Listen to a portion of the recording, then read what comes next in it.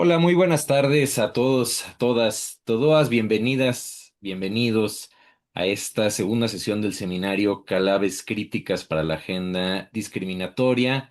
Este seminario que surge como complemento o como acompañamiento, como progresión el Diccionario Crítico sobre Discriminación publicado por la Universidad La Salle y la Red de Investigación sobre Discriminación. Les recordamos que esta sesión y el seminario en sí está organizado también por la Universidad La Salle, por la Universidad Autónoma Metropolitana Iztapalapa, la misma UAM Azcapotzalco, en colaboración también con la RINDIS y con COPRED. Especialmente queremos agradecer el acompañamiento de la Red Multidisciplinaria de Investigación sobre Discriminación en la Ciudad de México. Nos da mucha alegría que investigadoras, investigadores jóvenes estén acompañando y sumándose a este esfuerzo. Y bueno, en esta sesión nos acompaña Geraldina González de la Vega, a quien creo que casi es un atrevimiento presentar, pero me voy a permitir leer su semblanza y después le damos la palabra a Gera hasta por una hora para después pasar a preguntas, respuestas, diálogo, discusión. Bien. Geraldina González de la Vega, desde el 14 de octubre de 2018 es presidenta del Consejo para Eliminar y Prevenir la Discriminación COPRED de la Ciudad de México. En 2022 fue ratificada por la entonces jefa de gobierno, doctora Claudia Sheinbaum, para un segundo periodo de 2022 a 2026. Es egresada de la licenciatura en Derecho por la Universidad Iberoamericana, maestra en Derecho Público por la Universidad de Anáhuac del Sur y Legum Magistra por la Universidad de Düsseldorf en Alemania. Actualmente realiza estudios de doctorado en Derechos Humanos en la Universidad Iberoamericana. Ha sido profesora de asignatura de las materias de Derecho Constitucional y Derechos Humanos en la Universidad Iberoamericana y en otras universidades del país. Se ha especializado en temas de derechos humanos, no discriminación, grupos de atención prioritaria y cortes. Ha publicado artículos en diversas revistas científicas. Es autora del libro Ouroboros, Reflexiones en torno a lo constitucional, y ha participado como coautora en diversos libros relacionados con la interpretación constitucional y los derechos humanos. Es coautora del libro Sentencias feministas reescribiendo la justicia con perspectiva de género, Proyecto México, primero en su tipo en sistemas jurídicos latinoamericanos. Formó parte del consejo editorial de la revista jurídica Ibero Universidad, donde es profesora de asignatura de la materia No discriminación y grupos de atención prioritaria. Hasta 2018 fue asesora en la Suprema Corte de Justicia y consultora jurídica para organizaciones de la sociedad civil relacionadas con los derechos humanos y, por supuesto, también autora del Diccionario Crítico. Gera, muy bienvenida, muchas gracias, te damos la palabra. Muchas gracias a ti, Octavio. Un gusto. La verdad es que muchas gracias. Me da mucho gusto que estemos juntos, juntes en este espacio. Bueno, primero quiero agradecer, por supuesto, a quienes organizan este seminario en el que nos han invitado a participar a COPRED y a la REMID, que es la red de investigadores que ya presentaste y que justo tiene como propósito, pues precisamente entender el fenómeno discriminatorio desde distintas disciplinas.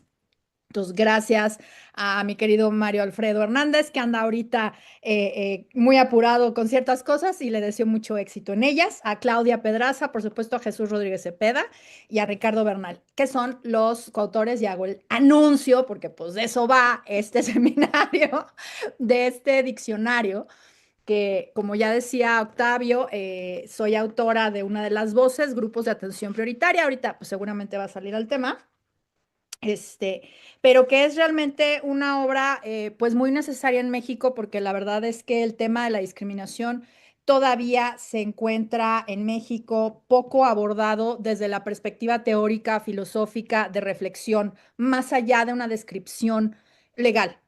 Y justo un poquito por ahí voy a abordar con el tema que me pidieron del que platicara la tarde de hoy. Traigo una presentación Le decía yo ahorita a Claudia para que no solo me vean la cara, para que se haga un poco más dinámico, porque si no, la verdad es que sí, estar viendo a una persona hablar durante tanto tiempo puede volverse muy monótono y muy cansado. Entonces, mi presentación, que no está muy bonita, no soy muy buena haciendo presentaciones, les pido una disculpa por eso, pero bueno, la idea es que nos vaya guiando y vaya poniendo algunos acentos en lo que quiero platicar con ustedes esta tarde. Lo primero que se van a dar cuenta es que le cambié el título a la presentación. Y eso lo hice porque el otro día vacilando con mi marido, le dije, voy a dar una plática sobre el tema del futuro de la defensa del derecho a la no discriminación. Me dijo, pues el futuro es que no sea necesario. Y creo que tiene toda la razón del mundo. Y no, no por eso cambié el tema. Lo cambié porque me parecía que la defensa del derecho a la no discriminación nos coloca en una situación muy pasiva, como nada más esperar o reaccionar ante la violación al derecho a la no discriminación. Y creo que la urgencia aquí está, o sea, el futuro me parece lo tenemos que ver como, y desde la perspectiva, como lo utilizan en la lucha antirracista, ¿no? Voy a utilizar esta frase de Angela Davis que dice que no basta con no ser racistas, sino hay que ser antirracistas, desde esta perspectiva de la acción, desde esta perspectiva de la oposición, desde esta perspectiva de no quedarnos y conformarnos con, bueno, si te discriminan, entonces pues acá está una institución que te va a atender y vamos a ver qué vamos a hacer, ¿no? Sino de manera activa. Y en ese sentido, pues planteé, jugué un poco con el título, pero también dije, bueno, pues más bien la idea acá es como claves, reflexionar sobre cómo tendríamos que diseñar una política antidiscriminatoria en nuestro país, porque claramente no existe. No hay una política antidiscriminatoria en México como tal. O sea, podríamos decir si existe CONAPRED, existe ECOPRED, existen pues tipos penales, ahorita vamos a hablar sobre eso, existe programa transversal, existen ciertas cosas, pero no hay una política como tal y resulta urgente, porque ahorita como vamos a platicar, pues clarísimamente el hecho de que tú puedas garantizar, más bien defender tu derecho a la no discriminación, depende de tu ámbito geográfico. Hay estados en donde no hay una institución que pueda atender las quejas, las denuncias por discriminación, sobre todo en el ámbito privado. Por supuesto, pues existen las comisiones de derechos humanos en todas las entidades de la República, pero puntualmente, si eres discriminado, discriminada en un restaurante, en una escuela, en tu empleo, pues difícilmente hay una institución en todas las entidades de la República, en todos los espacios, en todas las ciudades que pueda atender ese tipo de cosas. Y esto tiene que ver justamente con la ausencia de una política discriminatoria. Entonces, por ahí quisiera yo llevar la charla de la tarde de hoy. Entonces, bueno, básicamente estos serían los 5 temas. Hay uno que dividí en dos, o sea, van a ser 6 propiamente, pero tienen que ver un poco con lo mismo. El 3, que es la reconfiguración institucional y legal, pero sí merecen un poco que los desmenuce un poco más. Definición de la discriminación, Sistema Nacional de Política Pública, involucramiento del sector privado, como ya lo estaba yo diciendo, y la transversalidad educativa. Para mí serían estos los 5 pilares fundamentales a partir de los cuales tendríamos que construir esta política antidiscriminatoria a nivel nacional, ¿no? Entonces, la primera es una definición clara de la discriminación. Afortunadamente, hoy en día, la palabra discriminación, el concepto de la discriminación es ubicuo en nuestras conversaciones, en nuestros espacios, sobre todo si estamos hablando de defensa de los derechos humanos, si estamos hablando de garantías, si estamos hablando de espacios justos. Sin embargo, todavía nos falta avanzar socialmente en el entendimiento de que sí es discriminación y que no es discriminación. Entonces, una primera distinción que es fundamental para que hablemos de una política antidiscriminatoria, de una ley, de una institución, pues es que no toda violación al derecho a la igualdad es discriminación. O sea, cuando hablamos de discriminación, estamos hablando de tratos diferenciados que están basados en la identidad o en el contexto de las personas o de los grupos de atención prioritaria, que es el concepto que me tocó desarrollar en este diccionario. O sea, no cualquier persona por ser tratada diferente, va a ser discriminada. Y esto es muy importante porque, por ejemplo, un ejemplo muy sencillo sería cuando estamos hablando de obligaciones tributarias, pues si a algunas personas, a una empresa se le cobran ciertos impuestos y a otra otros impuestos, pues no estamos hablando de discriminación, estamos hablando de un trato que puede o no, eso toca valorar, que puede o no violentar el derecho a la igualdad. Pero la discriminación pasa por formar parte de un grupo de atención prioritaria o un grupo históricamente discriminado o como los llamamos en este diccionario, grupo en situación de discriminación, que son aquellos grupos que han sido históricamente discriminados, aquellas personas que por sus identidades han sido perpetuamente subordinadas, limitadas en el ejercicio de sus libertades y de sus derechos. Entonces, ese es un primer elemento. No toda violación al derecho a la igualdad es discriminación. No toda injusticia es discriminación. Esa es otra cosa muy importante. En el COPRED atendemos, acabamos de dar nuestro informe del 2025. El año pasado atendimos a más de 2,000 personas. Y muchas personas acuden al COPRED y por supuesto que las puertas están abiertas para cualquier orientación y cualquier tipo de gestión, pero en muchas ocasiones los casos que se presentan ante el COPRED no son discriminación propiamente, son tratos injustos, son tratos probablemente ilegales, pero no toda injusticia o no toda ilegalidad es discriminación. ¿Sí?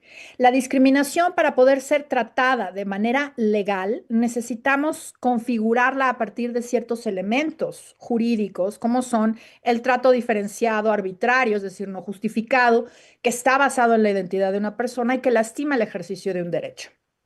Y por eso es importante entender estos elementos y entender a quiénes están protegiendo el concepto de discriminación, las leyes de antidiscriminación, las instituciones antidiscriminación y la política antidiscriminación para poder tener claridad.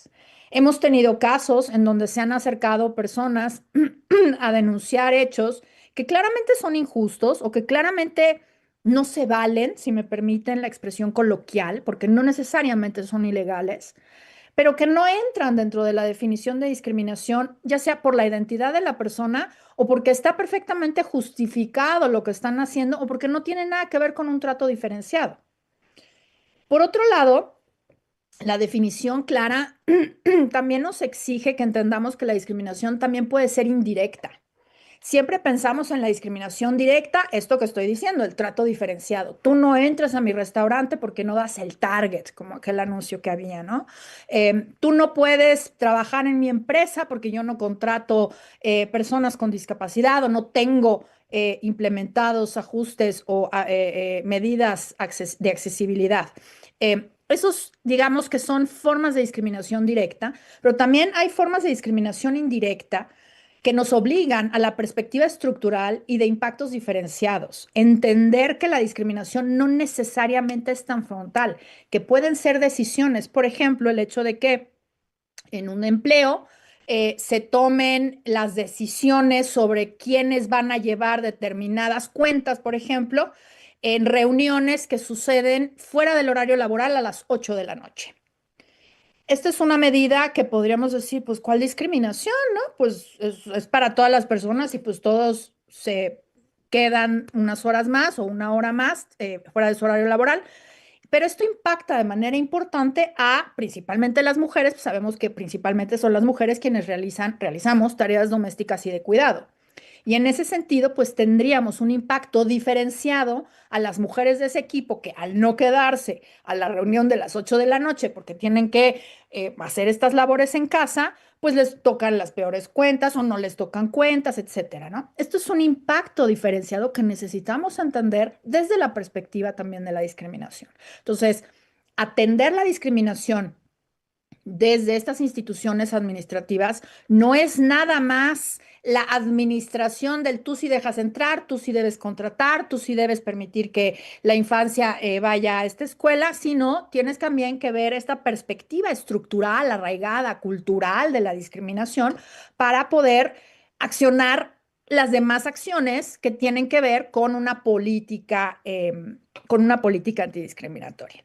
Entonces, una definición de discriminación, como acá la planteamos, es una definición que he trabajado yo a partir de la obra de Sofía Moreau, que cito ahí abajo, y que tiene que ver justo con este trato desventajoso, perjudicial hacia una persona o grupo basado en características socialmente significativas que tienen que ver con la identidad o el contexto en el que se ubican las personas o grupos, que refuerza o perpetúa las relaciones estructurales de subordinación, obstaculiza el acceso a bienes básicos y limita las libertades deliberativas de quienes la padecen.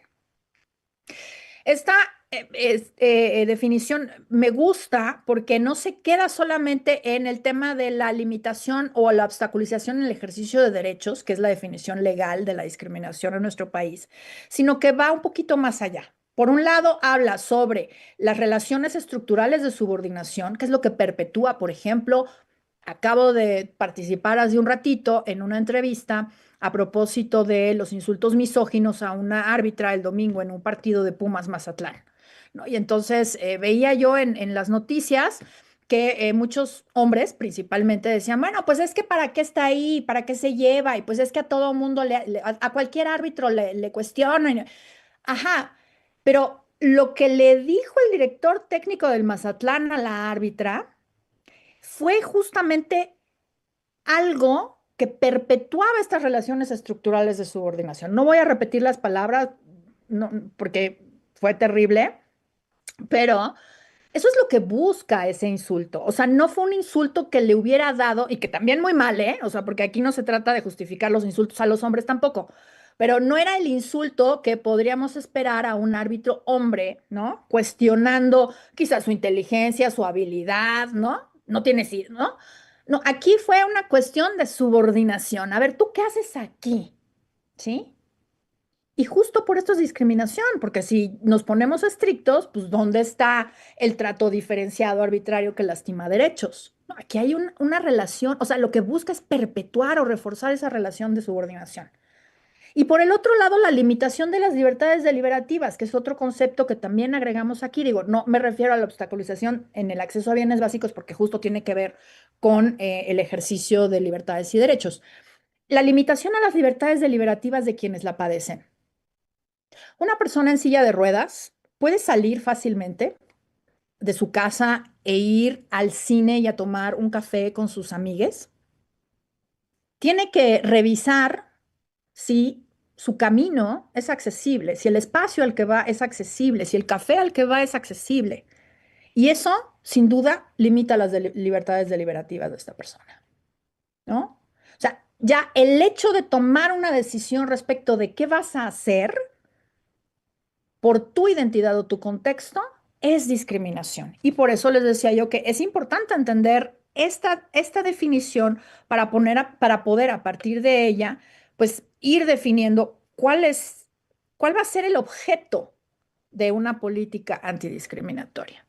Entonces, la discriminación la tenemos que entender como algo estructural, algo culturalmente arraigado, no es algo aislado, individual, sino que es algo que se manifiesta a partir de esto que Iris Marion Young habla, los sistemas de opresión, ¿no? Que están culturalmente arraigados y se reproducen dentro de sí mismos y que se manifiestan a partir de prácticas concretas. O sea, no es lo mismo hablar del racismo que de una práctica racista, ¿sí? Entonces, el racismo como un sistema de opresión es estructural y está ahí socialmente arraigado en nuestras normas jurídicas, sociales, económicas, culturales, etcétera. Y se manifiesta a través de prácticas muy concretas que tenemos que aprender a entender y a leer. Hay un libro justo de la RINDIS, del espacio de investigación asociado a CONAPRED, de Patricio Solís, que hace todo un análisis de las prácticas discriminatorias, porque justo lo que él dice es, necesitamos entender el quién, cómo, cuándo, dónde y por qué, porque si no vamos a estar lanzando dardos, y por eso utilicé esta imagen, vamos a estar lanzando dardos al vacío. Vamos a combatir el racismo en esta institución. Sí, ¿cómo? ¿Cómo vamos a acabar con el racismo del perfilamiento racial en las tiendas de autoservicio si no es a través de entender ¿Cuándo es que los guardias de ese súper siguen a las personas? ¿Por qué las siguen? ¿Qué es lo que ven en las personas para poderlas seguir creyendo que son sospechosas simplemente por cómo se ven? Y para poder eliminar esa práctica, pues tenemos que establecer medidas súper concretas que den en el blanco para poder eliminar, para poder prevenir esa práctica.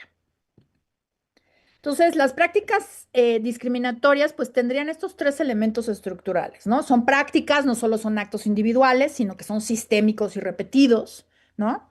O sea, por supuesto incluyen decisiones individuales, pero también políticas institucionales. Seguramente recuerdan el caso muy viral de un restaurante, bueno, una cadena de restaurantes, pero la denuncia primigenia fue contra un restaurante en Polanco que sentaba a las personas rubias, bonitas, supuestamente, estoy poniendo comillas, en la parte de una calle que llevaba un nombre extranjero y a las personas no bonitas, que eran las personas racializadas, en la parte de atrás, ¿no? Esta era una política institucional, claro, no escrita, que se manifestaba a través de decisiones individuales. Y ahí fue donde estuvo el truco, digamos, un poco de cómo poder determinar la discriminación a partir de estos dos elementos. Son normas sociales porque se encuentran, como decía yo, arraigadas culturalmente y son estructuras organizativas. El sexismo, el racismo, el capacitismo, el hecho de que los espacios estén diseñados para personas que no vivimos con discapacidad, es una estructura organizativa de nuestra sociedad. Entonces, es importante entender que la discriminación puede, y la mayoría de las veces, cometerse sin una intención. Por eso la intención no es importante en este tema. Otro de los elementos es que operan sobre rasgos socialmente salientes y están ancladas en estructuras sociales. Ya hablaba yo sobre estos sistemas de opresión, el racismo, el clasismo, el sexismo, las LGBT-fobias, el capacitismo, que son precisamente estas estructuras jerárquicas sociales que subordinan a la persona o a las personas dependiendo de quiénes son, dependiendo de si son hombres, si son mujeres, si son personas no binarias, si son cisgéneros, si son trans, si son heterosexuales, si son homosexuales, lesbianas, etcétera, ¿sí? Si tienen una tonalidad de piel u otra, si tienen ciertos estudios u otros, cierta capacidad económica u otra. Y estos rasgos socialmente salientes son los que se manifiestan, ¿sí? A partir de prejuicios que ponemos en acción para cometer estas prácticas discriminatorias. Y el último elemento es que generan esta desventaja comparativa y obstaculizan el ejercicio de derechos, ¿no? Alguien queda peor que los demás por razón de ese rasgo, por ser mujer, por tener una discapacidad, por vivir con VIH, por ser homosexual. Esa es la desventaja comparativa que obstaculiza el ejercicio de derechos, subordina y limita el ejercicio de libertades deliberativas. Entonces, este es el concepto de discriminación que necesitamos tener y entender para a partir de eso poder ir diseñando. Yo no quiero decir en este momento que no lo tengan las instituciones. Ahorita vamos a hablar sobre, por ejemplo, el PRONAIN, que es el Programa Nacional de Igualdad y No Discriminación, que diseña y evalúa el CONAPRED, y por supuesto que tiene esta perspectiva. Pero insisto, al no haber una política nacional, pues necesitamos entender la discriminación todo mundo desde esta perspectiva. Y no sucede así. Hoy en día todavía en los gobiernos se suele entender la discriminación como casos aislados que atienden esas instituciones, Consejo Nacional, Consejo Local, y que la discriminación realmente la vamos a acabar acabando con la desigualdad. Y si bien se retroalimentan una a la otra, no son lo mismo, ¿no? Entonces, es muy importante entender la discriminación desde esa perspectiva. Entonces, pasamos al segundo pilar, que es el Sistema Nacional de Política Pública. Y ya decía yo hace un momento, México no carece de diagnósticos ni de instrumentos, sino de una arquitectura nacional que garantice efectivamente el derecho a la no discriminación. Y esto es importante subrayar nacional, porque si bien el CONAPRED tiene una, que quiere decir nacional, su competencia está muy limitada al ámbito federal. Y en ese sentido, pues evidentemente carecemos de una política nacional antidiscriminatoria.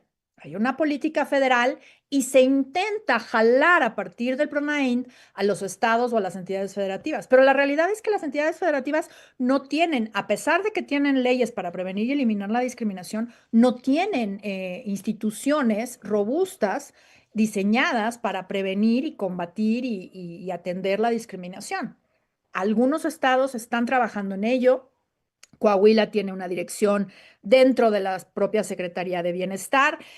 Nuevo León tiene un año ya con el COPRED Nuevo León.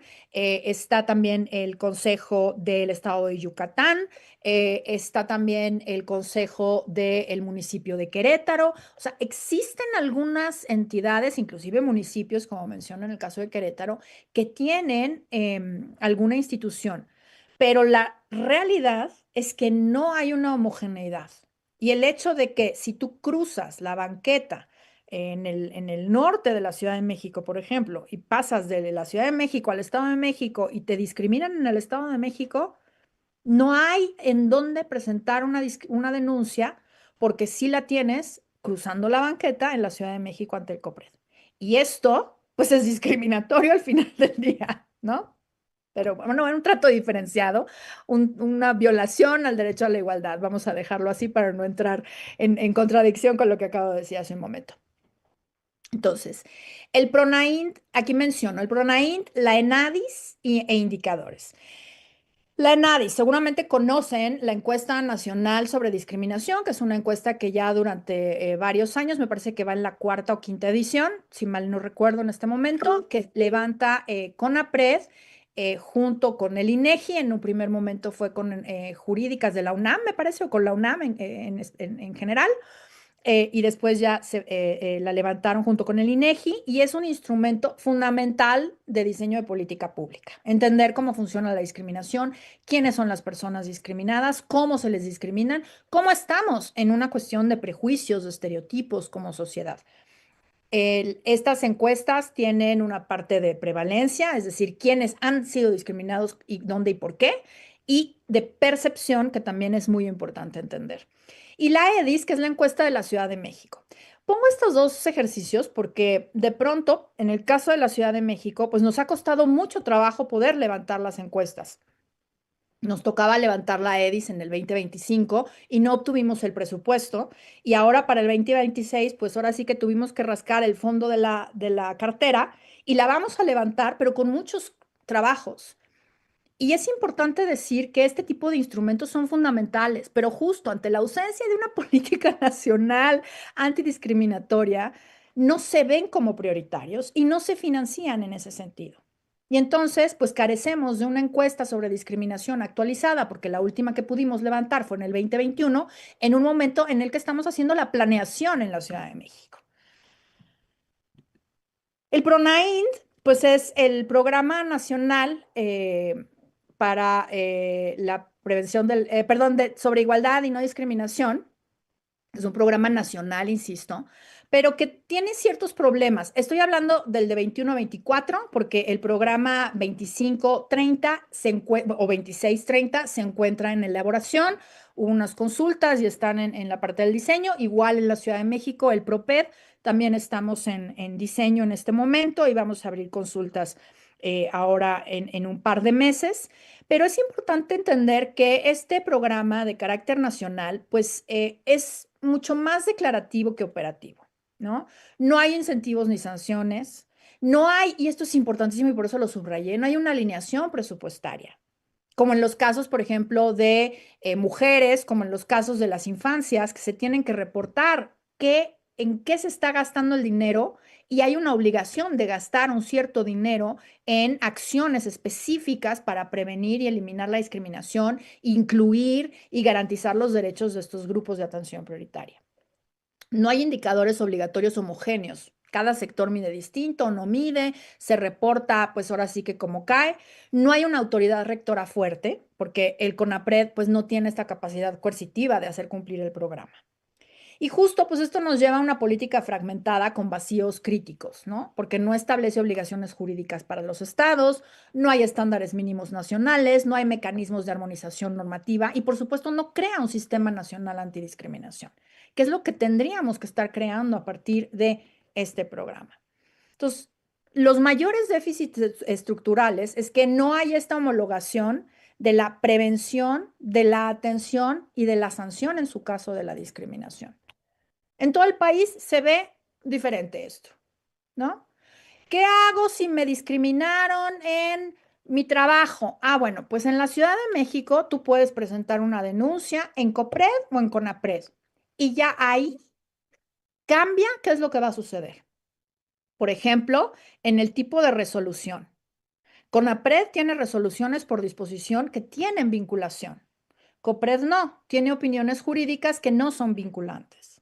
Entonces ya desde ahí tenemos diferencias en cuanto al tratamiento de los casos, aún en dos instituciones que han sido creadas, el COPRED de la Ciudad de México ha sido creada, siempre bromeo, a imagen y semejanza del CONAPRED, ¿no?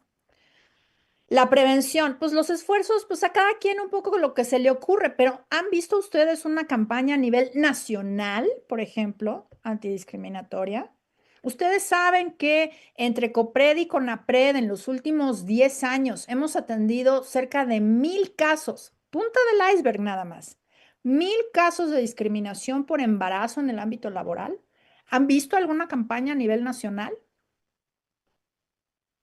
Y nada más les estoy hablando de la Ciudad de México. Entonces, no hay esta cobertura nacional uniforme. Atención, pues les decía yo, o sea, a nivel federal está el CONAPRED y atiende algunas cosas locales, pero claro, no tiene, y ahorita lo vamos a ver, recursos para poder tener oficinas en todas las entidades. Entonces, pues si te discriminaron en un restaurante en Cancún, pues vas a tener que seguir un procedimiento a distancia, con todo lo que ello implica, ¿no? Los organismos locales, cuando existen, pues insisto, no tenemos protocolos homologados, no tenemos criterios uniformes de admisión, de prueba, de reparación. Y el tema de la sanción, por ejemplo, mencionaba yo a Coahuila hace un rato y hasta donde tengo entendido, el estado de Coahuila, el ámbito administrativo sanciona la discriminación. En la Ciudad de México no se sanciona. Las resoluciones por disposición de CONAPRED pueden vincular para hacer ciertas cosas, establecer ciertas medidas o cumplir ciertas medidas de reparación, pero no es una sanción como tal, porque no estamos frente a un procedimiento administrativo sancionador, ¿no? Y eso tiene que ver, y lo vamos a ver más adelante, con niveles de prueba y otro tipo de cosas. Entonces, no hay una tipificación homogénea ni consecuencias claras y consistentes. Por lo tanto, pues insisto, no hay un sistema nacional de respuesta a la discriminación. Esta ausencia pues nos lleva a que existe un programa, pero no una política nacional, no hay gobernanza multinivel, ¿no? La coordinación con los estados, pues la verdad es que es voluntaria, no vinculante. De pronto desde COPRED nos vinculamos con estos estados que he mencionado porque tenemos conversaciones, pero pues cada quien hacemos lo que podemos. Hay una fragmentación territorial de derechos, lo cual es muy grave. La igualdad no puede depender, pues literal como lo pongo ahí, del código postal.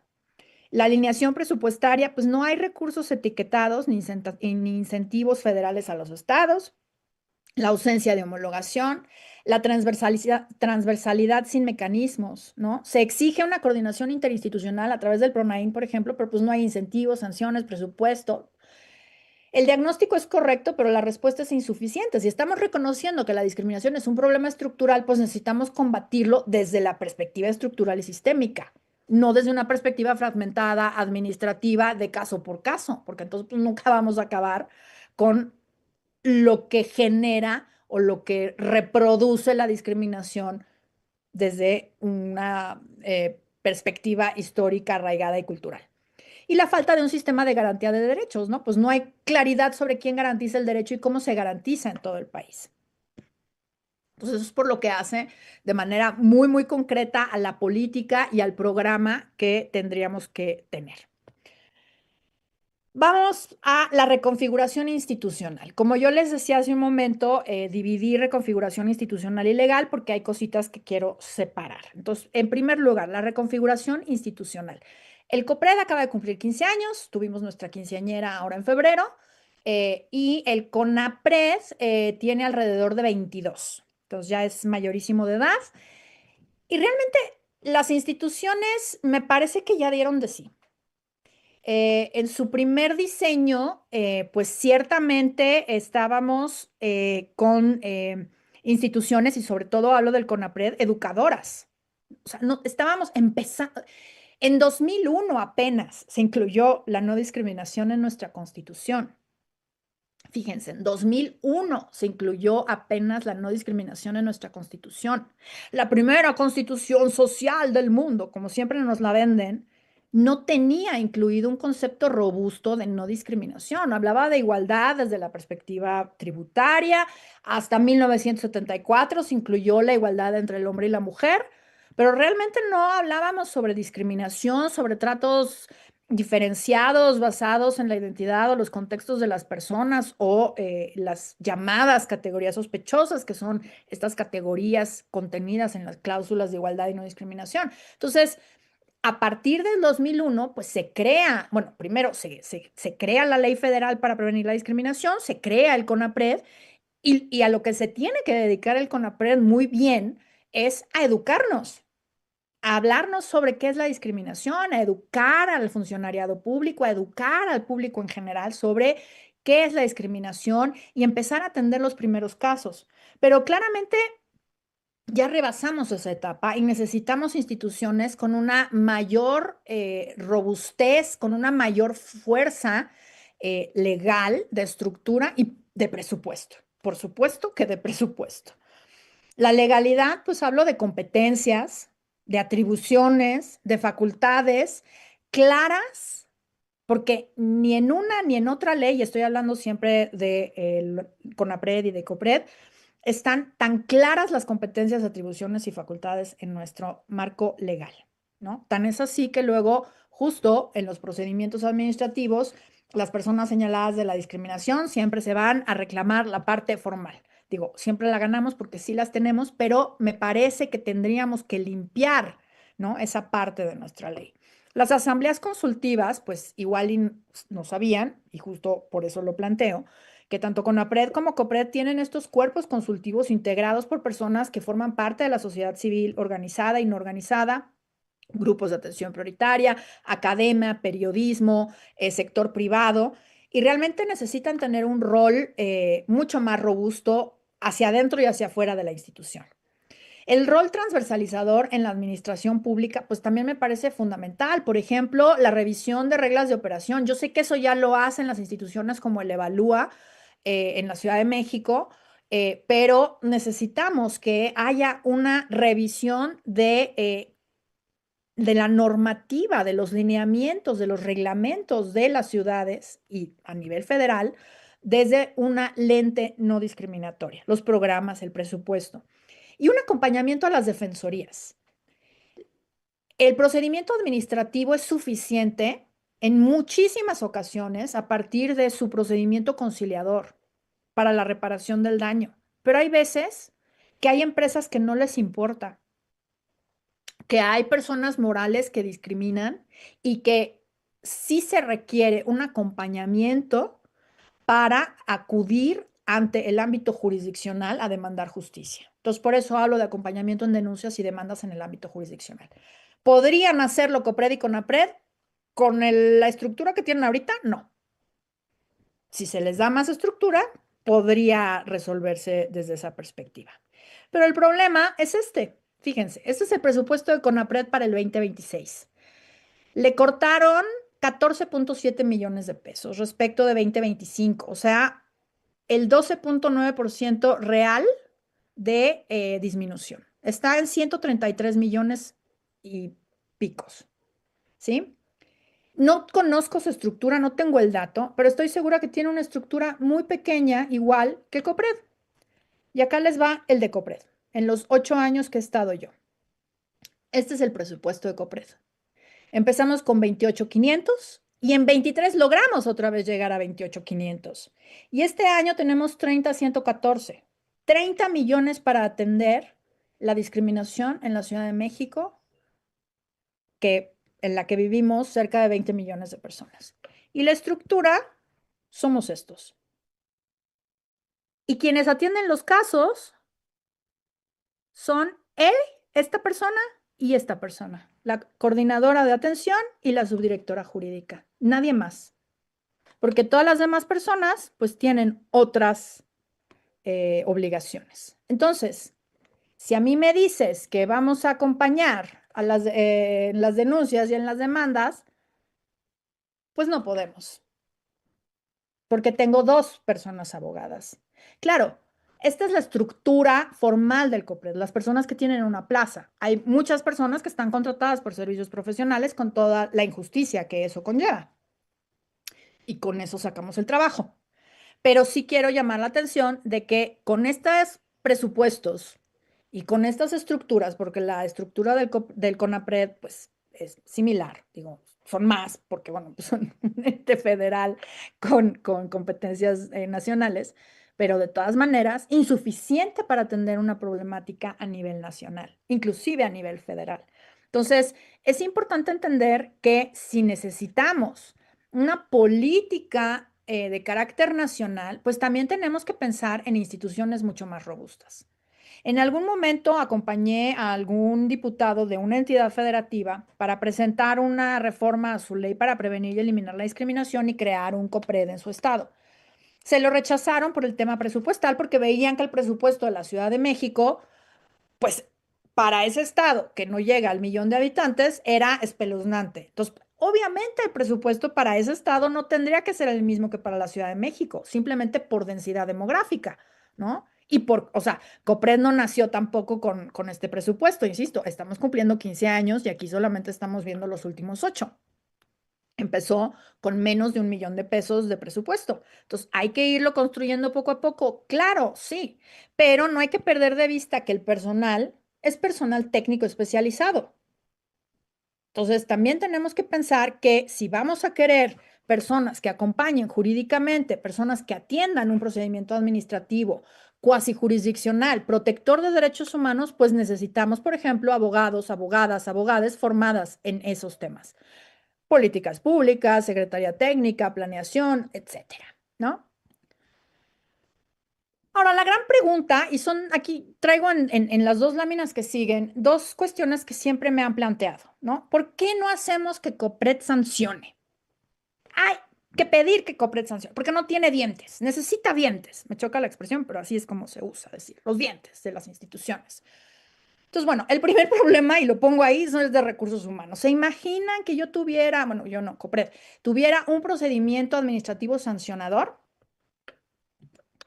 Si ahorita ella, la subdirectora jurídica, trae alrededor de 20 expedientes de recursos de inconformidad, amparos y recursos de nulidad ante el Tribunal de Justicia Administrativa, ¿cómo le voy a hacer con todas esas determinaciones de sanción? Porque seguramente con más razón me las van a querer impugnar. Si ahorita me impugnan una opinión,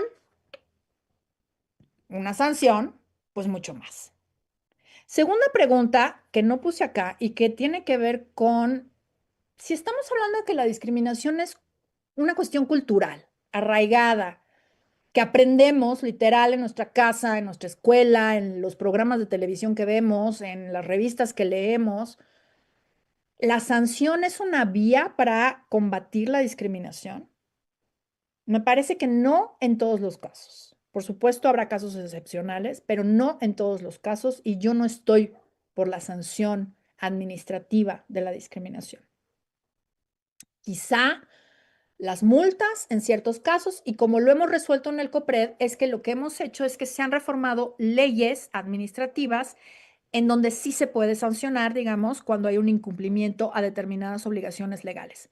Por ejemplo, la ley de establecimientos mercantiles. Si un establecimiento mercantil discrimina, lleva su procedimiento administrativo no sancionador en COPRED, pero si de plano ese establecimiento ni concilia ni hace caso a la opinión jurídica, entonces podemos llevar esa opinión jurídica ante la alcaldía para que éste inicie un procedimiento de inspección y pueda cobrar una multa. Entonces, pero si se fijan, ya es como la última opción, ¿no? Y el segundo problema que menciono acá es el problema del estándar probatorio, porque obviamente el estándar probatorio en un procedimiento administrativo no sancionador es muchísimo más bajo que en un procedimiento administrativo sancionador. La Suprema Corte de Justicia ha equiparado la presunción de inocencia en el procedimiento administrativo sancionador con la presunción de inocencia en un procedimiento penal. Es decir, o sea, hay un nivel muy alto de carga de la prueba, de tratamiento de la persona señalada, en este caso de la discriminación, de valoración de la prueba, lo cual complejizaría mucho la actuación de las instituciones antidiscriminación y nos llevaría a no atender casos. El caso del restaurante no lo podríamos haber atendido en COPRED. Porque con el estándar probatorio de presunción de inocencia, que no es lo mismo de presunción de la discriminación, que es como funcionamos hoy día, ¿sí? Ahorita explico eso, nos hubiera obligado a tener pruebas, pruebas que derroten la presunción de inocencia de la cadena restaurantera. Y nosotros no teníamos pruebas. Lo que teníamos era pruebas insidiarias, ¿sí? De razonamiento estructural de la discriminación, de demostración de que había varias personas que habían trabajado allí y que nos decían que eran las instrucciones que se les daban, personas que habían vivido la discriminación, pero nosotros no teníamos un documento que dijera, esta es la política de este restaurante, ¿sí? Y si fuera un proceso penal, pues esa hubiera tenido que ser la prueba para poder sancionar penalmente a alguien. Los procedimientos administrativos no sancionadores ante COPRED y ante CONAPRED se llevan con una inversión de la carga de la prueba, es decir, se procede de buena fe entendiendo que existe una presunción de la discriminación a partir de ciertos indicios. Se acerca una persona y me dice, fíjate que yo hace 4 semanas avisé a mi empleador que estoy embarazada y ayer me corrieron. Cuando nunca había tenido ningún problema, cuando nunca me habían dicho nada, no me habían advertido nada, no había pasado nada, y es más, yo tengo la idea y la sensación de que era yo muy buena empleada. Tengo ahí indicios para abrir esta presunción, para establecer esta presunción de la discriminación. Sí, el empleador es quien me tiene que derrotar esa presunción de la discriminación a partir de entregándome pruebas en donde haya un video de que esta mujer estaba sustrayendo dinero de la caja fuerte el viernes en la noche, ¿sí? Y esa fue la razón por la que la corrieron. Ah, bueno, pues entonces se derrota, ¿no? Esta presunción de la discriminación y bueno, pues entonces la corrieron de manera legítima, ¿sí? Entonces, el problema del estándar probatorio y el problema de los recursos humanos, además de la idea cultural, me parece, en mi opinión, que nos llevan a no querer una instancia sancionadora. Y la segunda que siempre nos dicen es que deberían de ser autónomos. No son autónomos ni el CONAPRED ni el COPRED, son organismos descentralizados de sus propios gobiernos, federal y local, y sí tenemos autonomía técnica y de gestión. Y la autonomía técnica es fundamental. Hay que cuidarla como oro molido porque es lo que nos permite actuar en los casos de discriminación y no actuar en los casos en que no tengamos discriminación. Pero un ente autónomo, pues lo único que nos haría es, con ese presupuestito, con esa plantilla y con esa competencia, convertirnos en una comisioncita chiquitita, ahí sí, sin dientes, sin uñas y sin nada. Porque realmente para poder ser un ente autónomo, pues necesitas tener una fortaleza no solamente presupuestaria y de recursos, sino de presencia, de competencia. Y por el otro lado, pues si estamos hablando de una política nacional antidiscriminatoria, pues sería muy difícil hacerlo como un ente o un organismo constitucional autónomo. Entonces, es mejor que forme parte del gobierno local o federal para que pueda justo determinar esta política de manera transversal en el quehacer de la administración pública. Pasamos, ¿cómo voy de tiempo? Son las 5:53 y empezamos como a las 5:10, una cosa así. Sí, te Oh, quedan 17 minutos. perfecto. Ahí ya casi acabamos. Bien, reconfiguración legal. Pues evidentemente, si queremos tener una política nacional, pues necesitamos tener una ley general, no una ley federal. Me repatea, y discúlpenme la expresión, pero no tengo otra en este momento, cuando veo, ayer veía yo las reglas de operación de un programa social de una alcaldía de la Ciudad de México que ponía como fundamento legal la ley federal para prevenir la discriminación. Y digo, pero es federal. no, no tiene vigencia, validez esa ley federal en el ámbito local. La ley local, la ley para prevenir y eliminar la discriminación de la Ciudad de México es la ley que toca. Pero se usa mucho pensar que la ley federal para prevenir la discriminación es la que gobierna, digamos, el tema de la no discriminación en el ámbito local.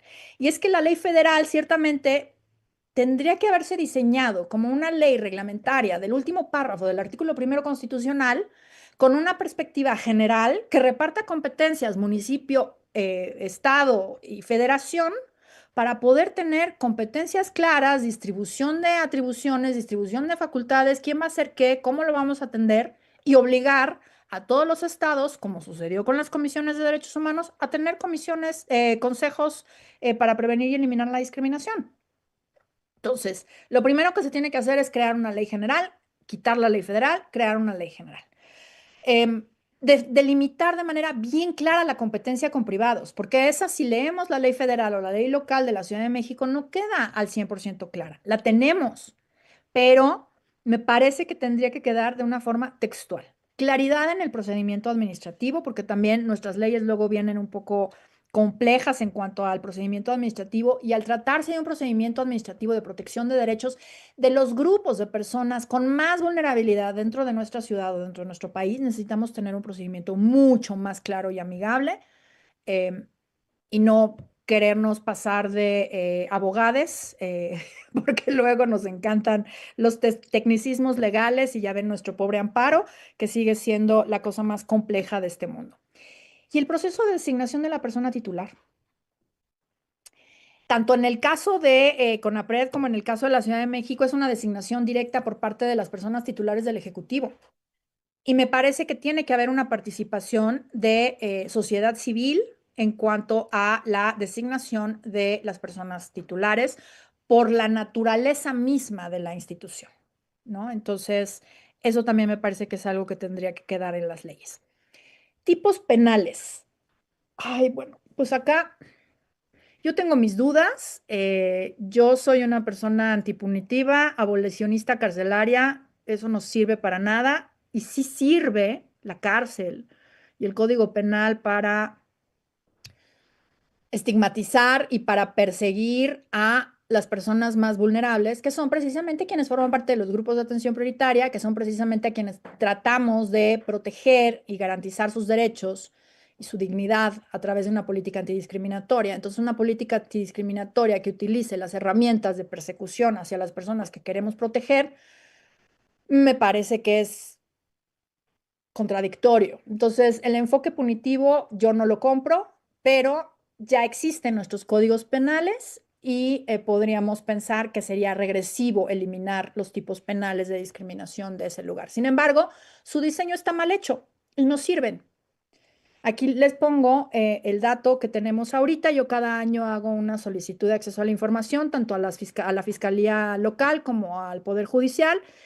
Y fíjense, durante el 26 de febrero de 2024 y el 26 de febrero de 2025, o sea, en el periodo de un año, se abrieron 1.358 carpetas de investigación por el delito de discriminación. En un año. Y el Poder Judicial me da este dato. En 10 años, entre el 2015, enero de 2015 y diciembre de 2025, se han emitido 5 sentencias. En 10 años, 5 sentencias, en un año 1.358 carpetas. ¿Sirve el tipo penal de algo? De nada. Para generar impunidad, para llenar a COPRED de opiniones consultivas, porque tenemos que apoyar a la Fiscalía, ya que el tipo penal está diseñado en lenguaje de derechos humanos. Y hace un momento hablaba yo de la presunción de inocencia. Y a la hora de sustentar un acto o una práctica discriminatoria desde la lógica de la presunción de inocencia del trabajo penal, es muy complejo con los elementos de la presunción de la discriminación que te da una redacción como la del 206, del artículo 206 del Código Penal de la Ciudad de México. Y entonces, desde el 2015, la Fiscalía nos solicita apoyo para determinar, en sede de derechos humanos, por supuesto, nosotros no podemos determinar si hay o no hay delito, si hay discriminación o no.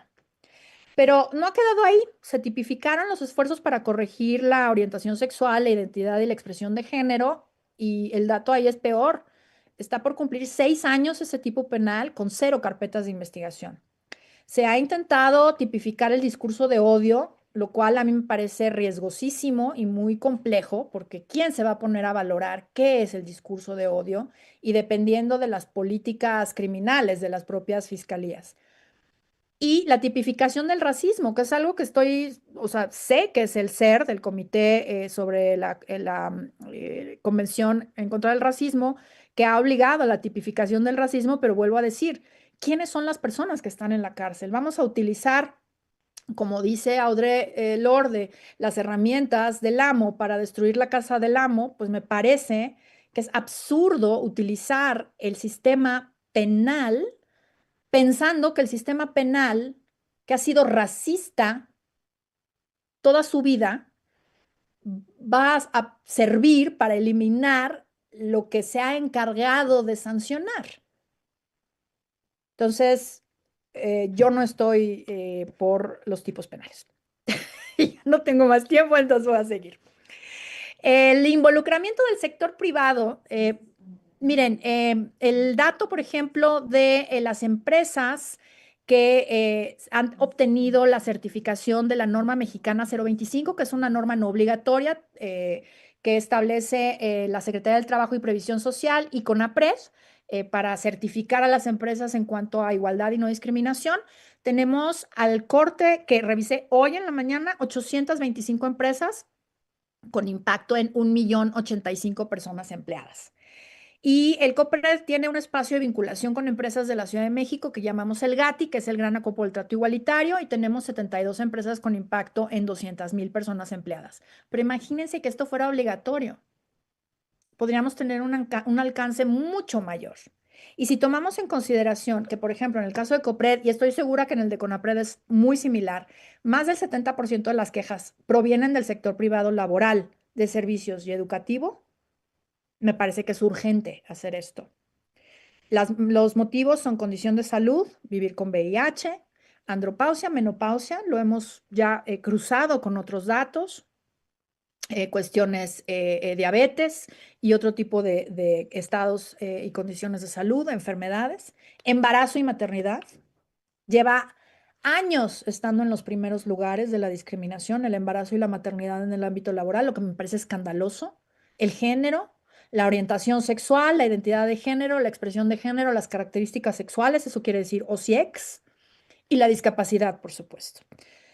En últimos días hemos estado trabajando con algún grupo de personas en la promoción de una reforma a la Ley Federal del Trabajo. Como saben, en Estados Unidos, con la llegada del presidente Trump, se echaron para atrás muchas empresas de la implementación de políticas de inclusión y de diversidad, porque pues estaban colgadas con alfileres de un acuerdo que Trump eliminó. Y empresas en México que tienen un origen estadounidense han decidido también echar para atrás algunas de estas políticas, porque en la Ley Federal del Trabajo no hay una especificidad, no dice claramente que las empresas, que los empleadores, porque no habla de empresas la Ley Federal del Trabajo, habla de empleadores o patrones, ¿no? Eh, eh, no dice específicamente que se tengan que implementar este tipo de políticas. Sí dice que se tiene que prevenir y eliminar la discriminación, y desde ahí tenemos que entender que la prevención de la discriminación, pues evidentemente te exige que implementes políticas y acciones dentro de tu empresa o de tu lugar de trabajo para prevenir la discriminación. Pero todo esto exige, pues, entender más cosas que son las que estamos explicando acá. Y si no le dices al empleador, tú tienes que tener políticas de inclusión y de diversidad, pues va a decir que no tiene que hacer. Entonces, estamos impulsando una reforma en la Ley Federal del Trabajo para que esto sea textual y obligatorio, porque nos parece fundamental que en México no demos pasos atrás a lo que ya se ha logrado con estas 825 más 72 empresas, muy probablemente son las mismas, ¿no? No hice el cruce, pero muy probablemente las 72 de la Ciudad de México también son parte de las 825. Pero si ven, son 825. O sea, suenan muchas, pero no son muchas. 1 millón de personas empleadas en nuestro país es nada. Y el último punto es, pues el más obvio, pero el que pues realmente no existe, una transversalidad educativa. Los programas educativos de la SEP, los programas educativos de la primaria, no estamos viendo una inclusión muy robusta del tema de eliminación de prejuicios y de estereotipos. Y ahí es donde tenemos que empezar a desarraigarlos, porque los aprendemos en nuestra casa y los reproducimos. Cuando un niño o una niña se expresan de una manera sexista, se expresan de una manera homofóbica, capacitista, racista, pues porque lo escucharon en su casa, lo escucharon en casa de un amigo, lo escucharon en la escuela. Y si no empezamos en las escuelas a quitarles, a arrancarles, perdón la expresión, esos prejuicios a las infancias, pues llegamos a adultos y nos cuesta más trabajo. Entonces, la revisión y diseño de planes y programas de estudio es fundamental como parte de esta política nacional. La prevención y eliminación de la discriminación en los planteles, por supuesto que también. Ahorita me van a preguntar seguramente en qué ha hecho COPRED o qué ha hecho CONAPRED. CONAPRED, la verdad, no sé. COPRED es muy poco el trabajo que hemos podido hacer con los planteles educativos de la Ciudad de México. Ya vieron el tamaño de personas que somos, pues la verdad es que no nos da la vida. Hemos tratado de incidir a través de insumos que entregamos a los espacios educativos, pero realmente no hemos podido hacer una incidencia como a mí me hubiera gustado en el periodo de gestión que he tenido. Televisión y radio, programas educativos, espacios en donde se reflexione sobre la discriminación, sobre los estereotipos, eh, desde el ámbito público. Fondo de Cultura, de las ediciones, libros, etcétera. Me parece que necesitamos incidir mucho más en todo lo que le llega a las personas, ¿no? Porque la eliminación de prejuicios pasa por un cambio cultural. No podemos eliminar los prejuicios si no hablamos de educación o reeducación en el caso de las personas adultas, si no hablamos de la prevención a partir de pues entender, digamos, de una manera, desde una manera crítica cómo es que la discriminación lastima a las personas, lastima las vidas de las personas, etcétera. Y pues con esto concluyo. Creo que estamos en tiempo, Octavio. Según yo, sí. Y pues aquí les dejo mi Y te correo. quedan 4 minutos incluso si quieres. Bueno, pues ya lo cedo, ay, sí, porque ya ahí quedó, pero pues obviamente me quedo pendiente de sus comentarios, de sus preguntas, etcétera. Perfecto, Gera, muchísimas gracias. Creo que nos va a faltar tiempo a nosotras, a nosotros para, creo que hay muchísimas preguntas. Si estuviéramos en un auditorio, creo que habría tres momentos en los que ciertas frases habrían retumbado fuertemente, solo que estamos en el espacio infinito del silencio de las redes y eso no se percibe. Pero yo me quedaría con tres cosas que quiero resaltar sobre la exposición de nuestra colega en este seminario y después leo las preguntas que tenemos acá ya en el chat. Y bueno, ahí yo tengo otras que me parece que vamos a tener que dejar para otra ocasión porque no tenemos tanto tiempo. Pero bueno, creo que hay tres momentos que, insisto, yo quisiera resaltar en los que creo que se hubiera oído un silencio bastante ensordecedor en un auditorio. Uno dice, Gera, las instituciones, o sea, refiriéndose a COPRED, CONAPRED, ya dieron de sí. Eso creo que es como un momento muy luminoso de la exposición porque habla de una muy sana crítica, autocrítica a las instituciones y nos da una perspectiva de futuro. Es decir, si las instituciones ya dieron de sí, el trabajo que tenemos que hacer es muy profundo y y incluye, como Ojera ya decía, cuestiones presupuestarias, cuestiones legales, cuestiones de diseño institucional, cuestiones de política pública, en fin, hay como un montón de problemas que ahí habría que solucionar.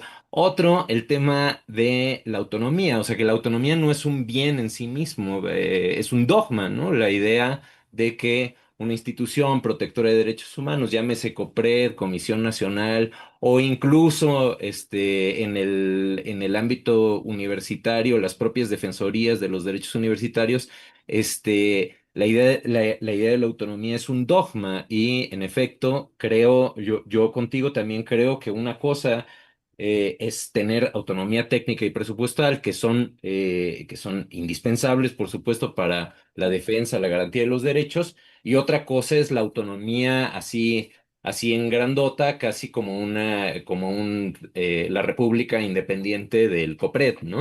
Eso es otra cosa, que definitivamente parece no solo no ser,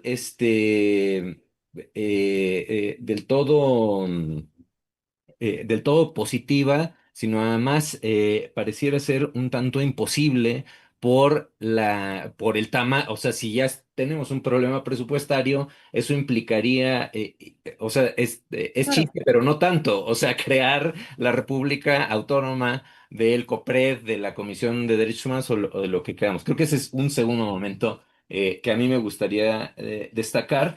Y otro que atraviesa toda tu exposición y a mí me parece muy importante, la postura contra el punitivismo, es decir, la idea de el castigo, el castigo penal, la ley penal para intentar solucionar los problemas de discriminación, no solo parece poco efectiva, sino parece además demasiado cara. Y esto me parece que atraviesa toda tu exposición porque has insistido toda esta tarde, creo que con mucha claridad, en que este tipo de problemas estructurales, históricos, añejos, requieren un cambio cultural, requieren una transformación cultural, social. Y eso requiere otra cosa que cárceles y otra cosa que multas. Claro que es más fácil cobrar multas o pareciera ser más fácil cobrar multas o mandar a alguien a la cárcel y sentirnos bien en la noche de que hicimos nuestro trabajo, por supuesto. Pero ahí hay un tema que tocas al final, además, con el tema, con la cuestión de la educación, los planes de estudio, la televisión, el radio, en fin, que creo que es un tema que atraviesa toda tu exposición y yo resalto todo eso porque me parece que enmarca muy bien, además del diagnóstico que nos das muy preciso de la situación de las instituciones y un poco el estado del arte, de las encuestas nacionales, de la falta de diagnósticos. Creo que todo eso nos ayuda muy bien a entender cómo está la discriminación hoy en México y nos va a permitir, con una discusión muy prolífica, creo, a lo largo de todo el seminario. Ojalá nos puedas acompañar en alguna otra sesión para seguir platicando contigo. Bueno, tengo acá eh, Muchas gracias. como 5 preguntas. No sé si tú las puedes leer también, Sí, sí, pero sí, aquí las estoy viendo, de cualquier las que nos manera. está compartiendo Claudia. Las voy a leer para Sí, quien no las tiene directamente y para perfecto. agradecer a quien nos está escuchando. Dice Eloísa Rivera, saludos, me gustaría saber cómo se mide el impacto de una política antidiscriminatoria, qué indicadores permiten saber si se están reduciendo prácticas discriminatorias más allá del número de quejas atendidas. Aquí dice el doctor Mario, yo supongo que es Mario Alfredo Hernández y no el juego de Mario Bros. Dice, ya que Geraldina mencionó a la ENADIS y a la EDIS, ¿hacia dónde cree que que debe evolucionar la medición de la discriminación? ¿Hacia multiplicar los grupos, precisar los ámbitos o plantear otros indicadores? Gracias, Eloísa y Mario, por sus preguntas. Ahí creo que esta es una segunda de Mario también. ¿Cuál sería el papel de las universidades en el estudio complejo e interdisciplinario de la no discriminación, siendo que en principio era un tema exclusivo del derecho? Ahí hay una tercera pregunta. Y finalmente, David Quiroz, muchas gracias también por atender y preguntar. Nos dice qué mecanismos permiten que la sanción no se quede en el expediente administrativo, sino que produzca cambios estructurales en la institución o empresa involucrada. Esas Perfecto. son las cuatro Cuatro. preguntas que tenemos. Yo voy a Ok. abusar del micrófono porque hace mucho que no te veo y no es fácil que nos encontremos. Las puedes responder o no, Sí. obviamente toma el tiempo que tú quieras para responder cada una de las preguntas. A ver, yo tengo esta perspectiva, Gera. Sí, o sea, en toda la exposición hay como una discusión o una tensión entre si necesitamos una institución sota, Ujú, grande, ujú, fuerte, robusta, etcétera, o una política transversal que creo que yo sería una forma de pues como seguir con esta frase que te digo yo que siento que hubiera retumbado en un auditorio. Las instituciones ya dieron de sí. Yo hasta cierto punto estaría de acuerdo con eso, pero la cosa es, ¿qué sería más efectivo? O sea, luchar, pelear por una gran institución nacional o una serie de instituciones robustas a nivel estatal, local, municipal. O más bien ya dejar de pensar en ese como universo institucional y buscar la ley general o otra serie de mecanismos transversales que permitieran que permitieran y que impulsaran que las autoridades ya constituidas, ya presupuestadas, fueran quienes atendieran ese tema. Esa es como una cosa que yo quisiera preguntarte. Y una segunda, que también, esta no sé si hubiera retumbado del auditorio, pero a mí sí me retumbó. Tú decías, y creo que con mucha justicia, que no es lo mismo discriminación que injusticia, ujú, o visto de otra manera, que no cualquier desigualdad podría implicar discriminación. Y yo creo que ese es un temazo que valdría la pena discutir. Pero como ligado a eso, hablabas tú de que si erradicamos la desigualdad económica o la desigualdad socioeconómica, no se erradica la discriminación. Y yo quisiera preguntarte ahí, ¿hasta qué punto podemos tratar esos dos polos de forma diferenciada? Porque una cosa que yo podría pensar es que una persona que tiene garantizado, por ejemplo, salud, vivienda, educación,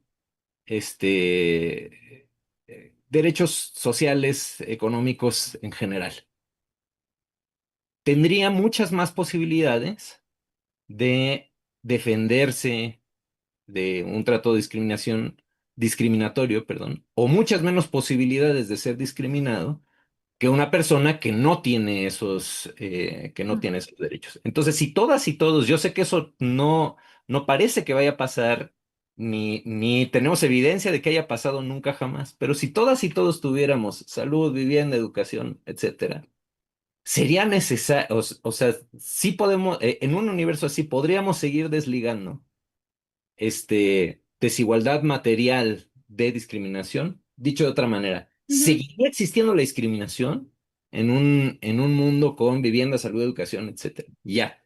ujú. Lo que quieras responder en el orden. Perfecto. Muchas gracias. Voy a empezar por la última. Ok.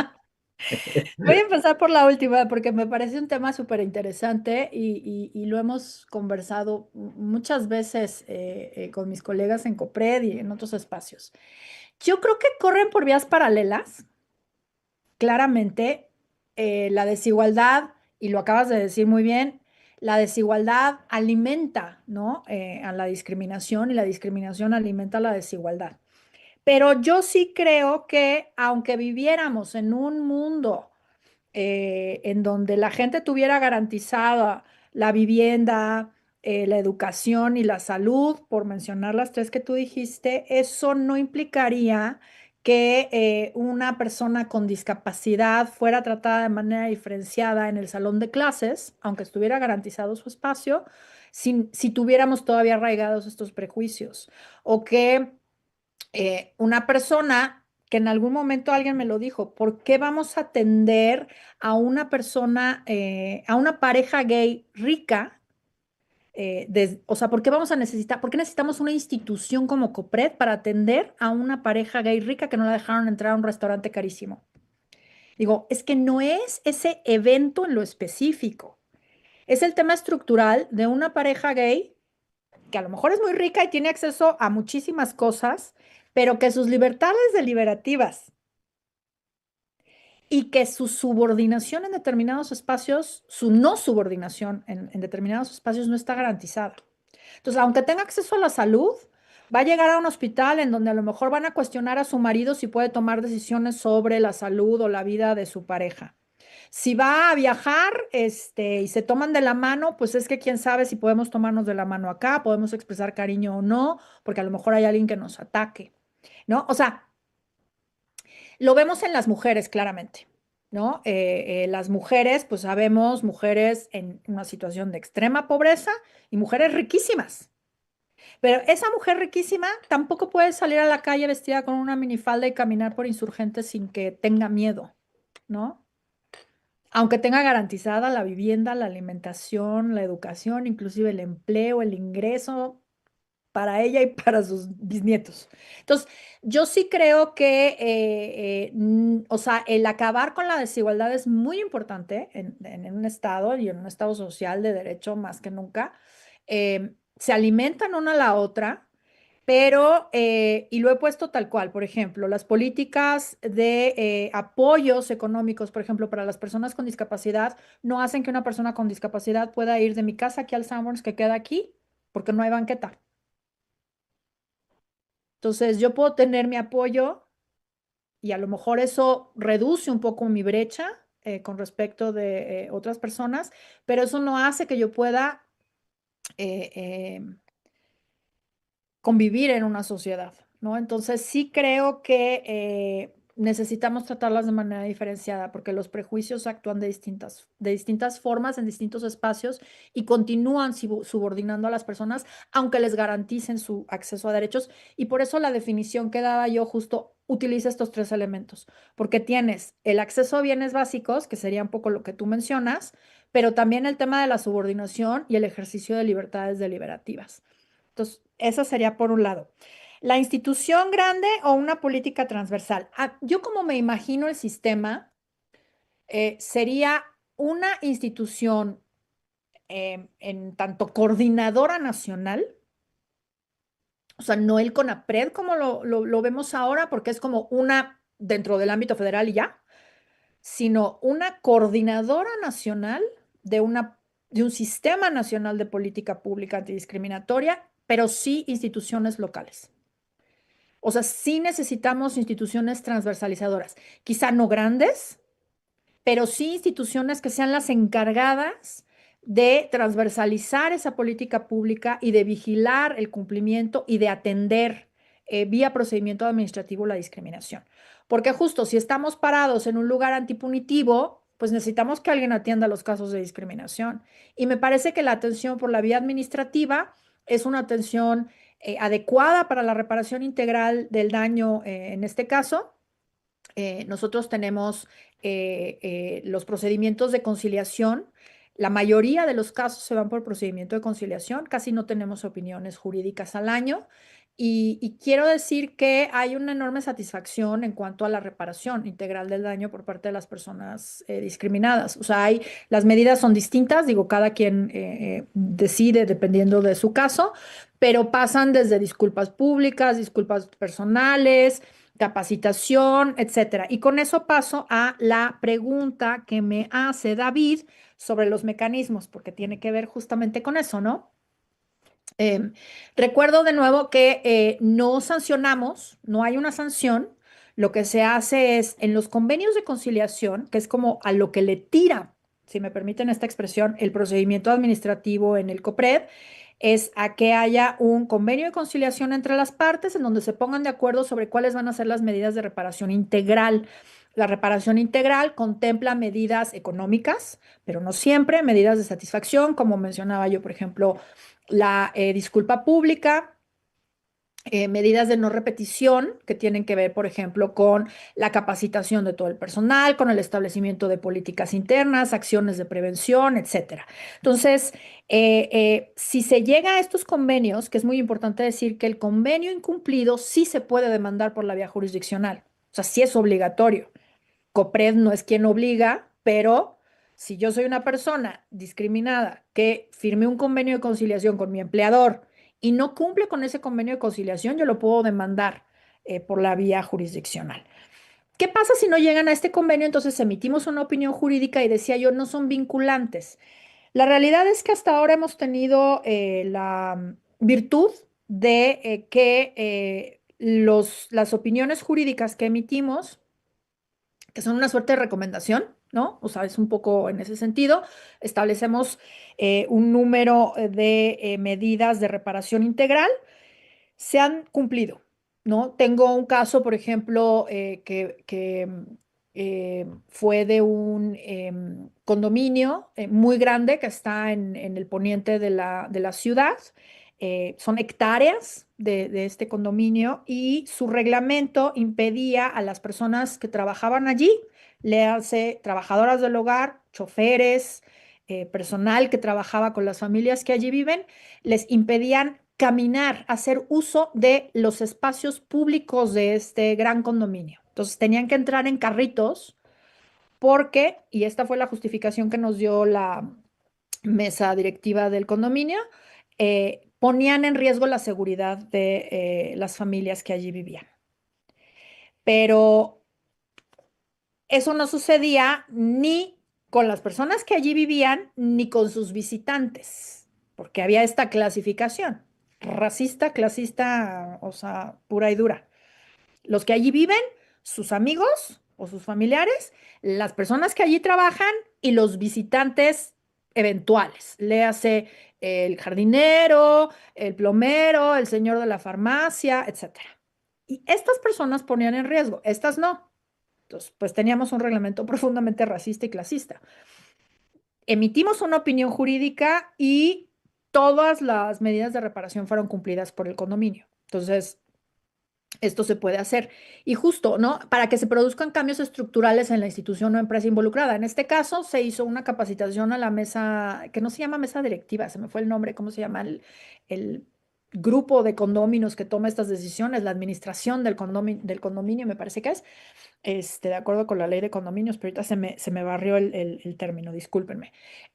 Tomaron cursos de capacitación, reformaron el reglamento, nos pasaron el reglamento para que nosotros lo revisáramos y lo validáramos y quedó ya sin una determinación de estas. Y además reformamos la ley de condominios para prohibir la discriminación dentro de los condominios, que no estaba clara dentro de la ley, y que todos los reglamentos tuvieran una cláusula de no discriminación y que fueran sometidos a revisión, ya sea de la PROSOC o de COPRED, o sea, no obligatoriamente porque no nos daríamos abasto, pero pueden someterlo a consideración nuestra para que lo revisemos. Entonces, esa es una forma, digamos, en la que podemos hacer esos cambios estructurales, David.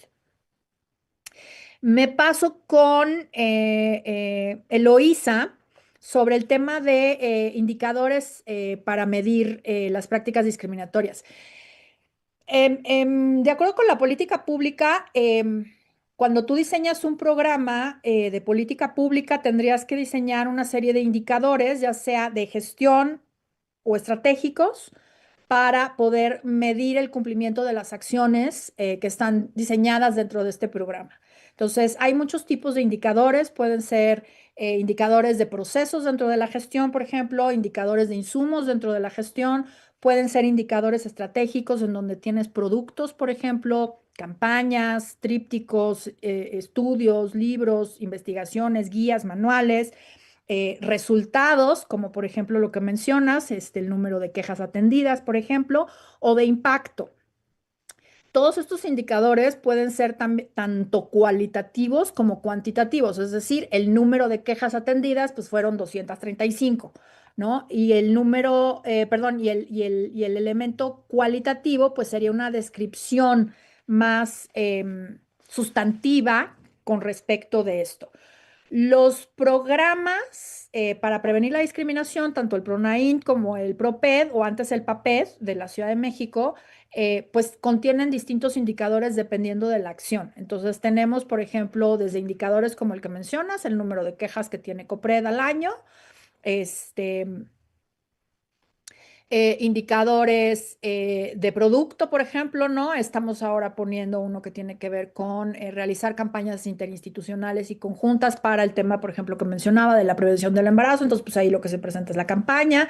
En fin, depende muchísimo de las acciones, cómo se vayan diseñando y qué se va a ir reportando. Pero justo reducir las prácticas discriminatorias. La verdad es que hemos tenido ese problema porque cuando nosotros hacemos nuestro diseño de, ay, se me fue el nombre, los nombres de ay, sí, en la administración pública tienen nombres muy complejos que siempre se me olvidan. Tenemos que remitir a fin de año para la definición del presupuesto los indicadores de nuestros programas presupuestarios y nos piden justo un indicador de ese tipo. No podemos medir realmente la reducción de las prácticas discriminatorias, porque es algo arraigado culturalmente. O sea, primero, solamente puedo hacerlo a través de dos indicadores hoy día en la Ciudad de México, a través del número de denuncias recibidas por COPRED, por la Fiscalía, por la Autoridad Jurisdiccional Laboral, por ejemplo, denuncias laborales que tengan que ver con discriminación. Utilizaría yo esos tres indicadores. Y por otro lado, las encuestas, ¿no? La prevalencia. Pero realmente eso no me está diciendo mucho, ¿no? Otro indicador que se utiliza, que no me gusta, es el de la percepción. La EDIS de la Ciudad de México tiene un indicador de percepción en donde se les pregunta a las personas si consideran del 1 al 10 que existe discriminación en la Ciudad de México. Contestan 7. Andamos por ahí. En la última EDIS andamos por el 7. La ENADIS, que es de 2022, sí, la ENADIS es de 2022, hizo una pregunta similar y resulta que la Ciudad de México es la que tiene más alta la percepción de discriminación. Frente a estados como Campeche, que no tiene ni media política ni una institución, es más, es la Comisión de Derechos Humanos la que se supone que atiende, hace cumplir la ley para prevenir y eliminar la discriminación del Estado, y es la que menos discriminación tiene supuestamente en la percepción. Yo esa la leo al revés. Es decir, en la Ciudad de México está estamos desnormalizando muchas prácticas. O sea, hemos entendido que hay cosas que son discriminación y que no están bien. Y en ciertos estados donde no hay una política de discriminación, no hay una institución que esté insistiendo en el tema, o dos instituciones, porque aquí está CONAPRED, digo, y pues en nuestro centralismo chilango, pues también la tenemos acá y acá es donde nos enteramos de lo que hace. eh, yo leo la percepción exactamente al revés. O sea, la verdad es que yo no me la creo que en estados donde no hay nada, y en uno que yo conozco, mi familia es de allá, me puedo decir campechana y lo hago con ese cariño, estados en donde la verdad es que todavía el tema de la discriminación, ves prácticas que dices, madre mía, y que en ese estado tengan un índice tan bajo de percepción y que en la Ciudad de México lo tengamos tan alto, yo lo leo al revés. Entonces, ese no es un buen indicador. Pero bueno, espero con eso haber contestado tu pregunta. No lo logro mucho porque no tenemos muchos indicadores. Y me voy con la última, con Mario. ¿Hacia dónde? Fíjate, Mario, que ahora nosotros lo que hicimos para nuestra EDIS es que diseñamos un cuestionario diferente de las EDIs anteriores. Tenemos 4 ediciones, 13 ediciones, 13, 17 y 21, o sea, 2010, 2013, 2017 y 2021. Para 2026 vamos a hacer un cuestionario diferente y lo que estamos haciendo es hacer un Zoom de la ENADIS en la Ciudad de México. O sea, no repetir las preguntas de la ENADIS, pero tener preguntas mucho más focalizadas en las problemáticas específicas de la Ciudad de México. Entonces, por ejemplo, vamos a atender el tema de embarazo, de maternidad, trabajo sexual, menstruación y menopausia, que es algo que hemos estado trabajando, la discriminación en el ámbito laboral, en el ámbito de los servicios, que nos interesa mucho. Entonces, hacia allá la estamos llevando y es algo que discutimos mucho con el equipo de políticas públicas, cómo podríamos diseñar una nueva encuesta, porque la que teníamos en las 3 ediciones pasadas, pues es una encuesta que había tenido otro diseño, otro objetivo, y ahora sí queremos tener un instrumento mucho más robusto y más rico. Y el papel de las universidades, pues justo la REMID tiene esta vocación multidisciplinaria, porque justo como bien dices, en principio era un tema exclusivo del derecho, de la sociología, ¿no? Quizá de la filosofía por ahí un poco, pero nos interesa mucho entenderlo también desde otras perspectivas, porque ciertamente, por ejemplo, si eres Mario, quien estamos pensando, tú sabes muy bien que en el tema de la discapacidad, pues por ejemplo, los colegas, les colegas de la arquitectura, pues necesitamos pensar con ellos nuevas formas de diseño universal. Em, en los temas, por ejemplo, relacionados con la medicina. Eh, Muy al principio de mi gestión tuve una charla con personas de la Secretaría de Salud y justo lo que nos decían es que la violencia obstétrica se da porque pues nunca se corrige eso ni en las universidades ni en las especialidades. Entonces, si no reflexionamos sobre estos temas junto con otras profesiones, pues difícilmente vamos a poder desarraigar esas prácticas tan, insisto, arraigadas culturalmente, ¿no? O sea, en el tema de la medicina, eh, antier, estaba yo viendo esta serie The Pitt y me llamó mucho la atención que en el último capítulo, es un poquito de spoiler, pero no pasa nada en esa serie.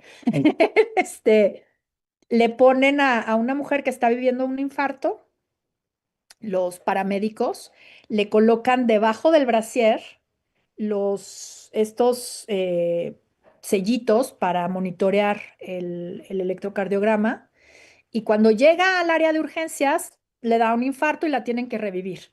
Y entonces viene el médico y dice, pero ¿por qué las tiene colocadas allá abajo? Y entonces otros doctores le dicen, sí, es que los paramédicos les da pena quitar el brasier a las mujeres y ponerles los sellos donde deben, debajo de los senos. Y dice, pero ¿cómo? O sea, ninguna mujer va a preferir su pudor que su vida, ¿no?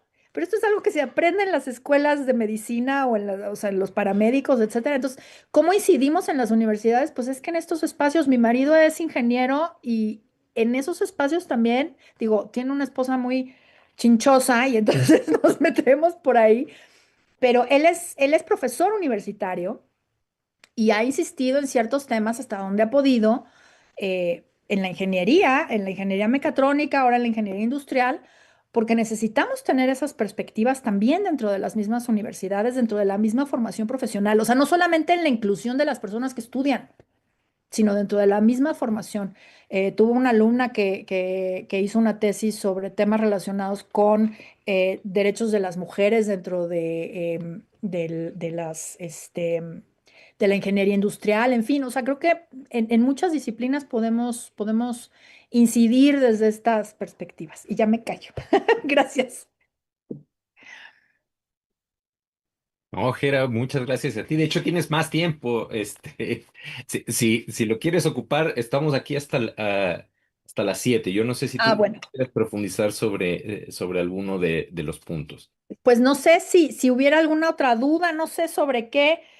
Fíjate que ahorita que mencionabas lo de los temas que destacabas, ¿no? Lo de la autonomía, este, es que justo, o sea, yo no me imagino a una instancia como Copredo, como Conapred, así, que fuera grandísima y riquísima y todo, como una instancia de control, como tienen la vocación de serlo las comisiones de derechos humanos.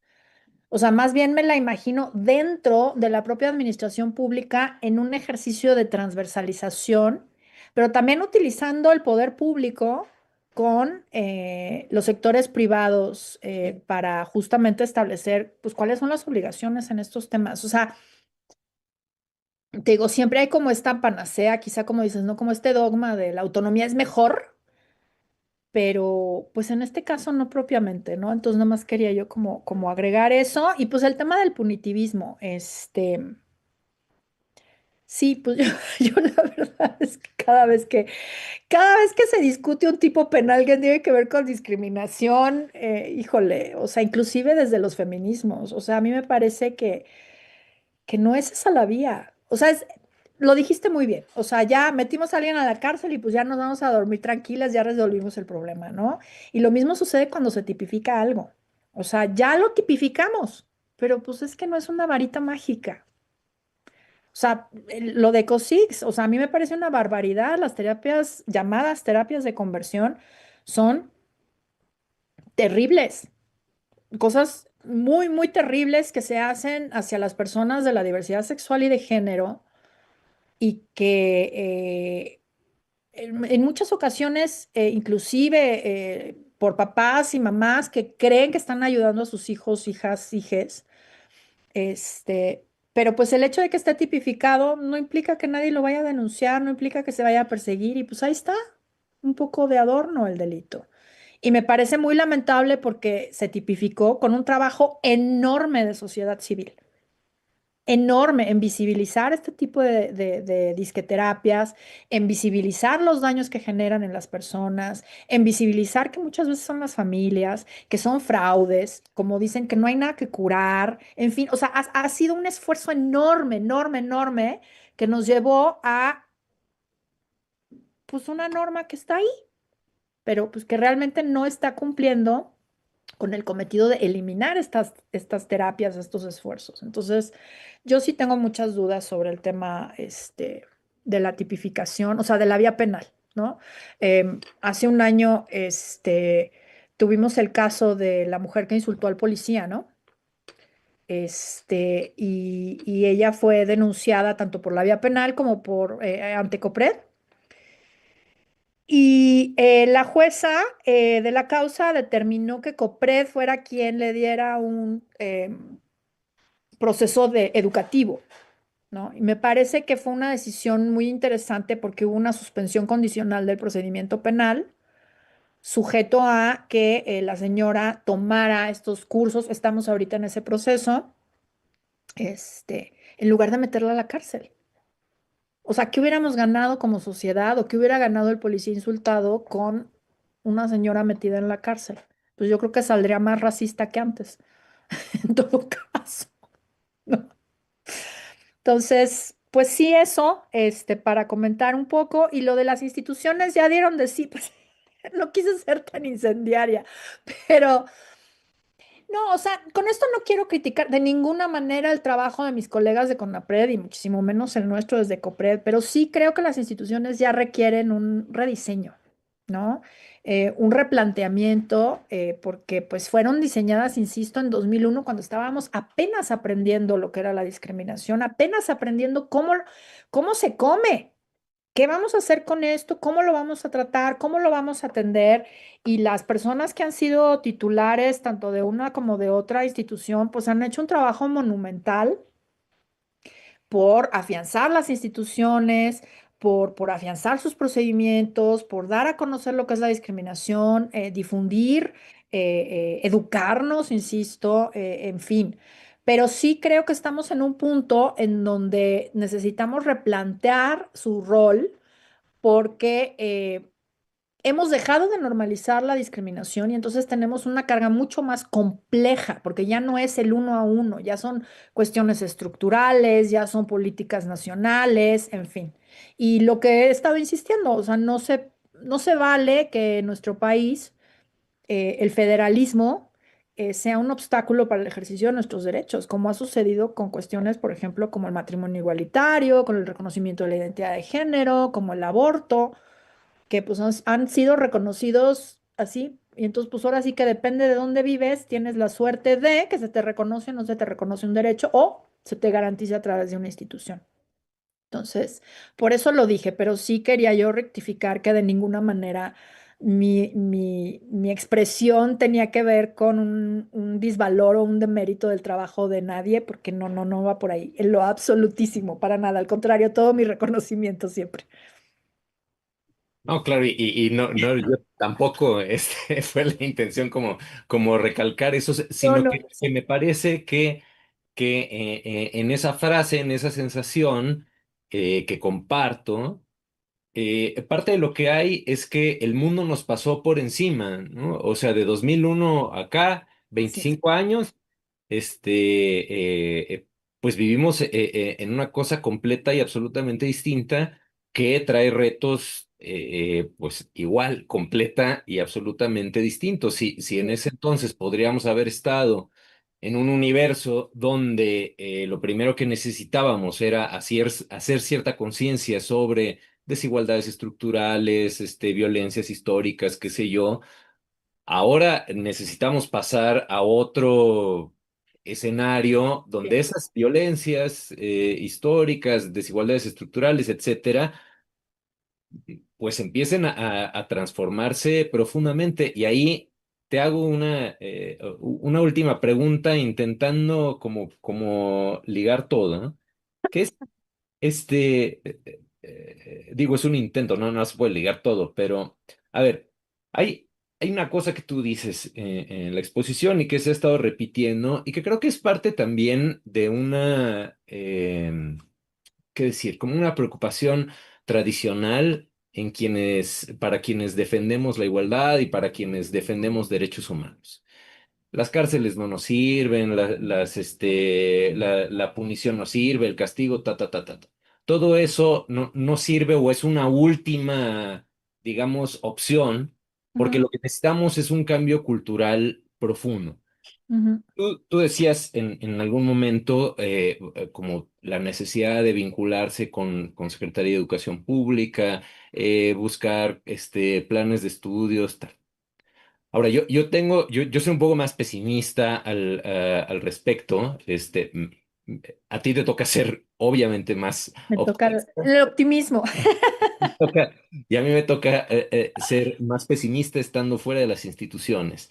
Este, o sea, eso lo tenemos siempre, ¿no? O sea, cualquier cosa que hagamos tiene que buscar la transformación cultural, la Ujú. transformación de las estructuras. Sí, Y eso todas y todos sabemos que no se hace en un día, no. ni en una gestión, ni en dos, ni en tres, lleva décadas. Entonces, ahí, ahora, o sea, pensando en este tránsito de 25 años, se nos suma algo que no estaba hace 25 años, o por lo menos no como está ahora. El megáfono para la manósfera, la machósfera y todas las Sí. esferas de discriminación que hay en los muy diversos canales de difusión de contenido el día de hoy. Y yo me preguntaba hace rato que lo exponías. Yo estoy completamente de acuerdo que hay que trabajar con Secretaría de Educación Pública, no solo en el tema de discriminación, sino en muchas otras. Pero centrándonos en ese. O sea, ¿es posible competir contra... Porque vamos, 2001 estamos compitiendo o luchando contra productos culturales tipo, no sé, programa de variedad X de en la Ujú. mañana, ¿no? Que se Sí, reproducen estereotipos sobre la mujer en el hogar, qué sé yo. sí, sí, sí, sí, sí. Ahora estamos compitiendo contra un universo así prácticamente infinito Sí. de contenido. Y mi pregunta sería, ¿podemos? O sea, o qué requeriríamos? Digamos que lo de Secretaría de Educación Pública está por sentado. ¿Qué más? Ujú.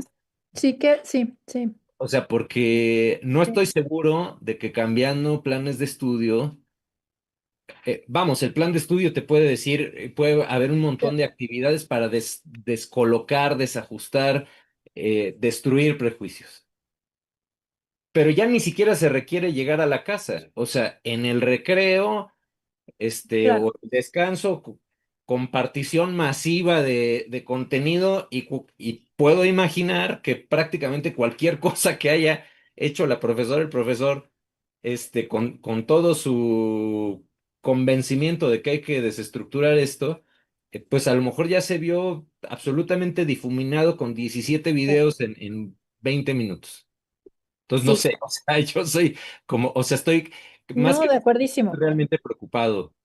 De acuerdísimo, de acuerdísimo. Y justo, fíjate que ayer tuve una invitación a la Ibero a hablar sobre discursos de odio y justo estábamos hablando un poco sobre estos temas porque pues donde se diseminan es en las redes sociales, ¿no?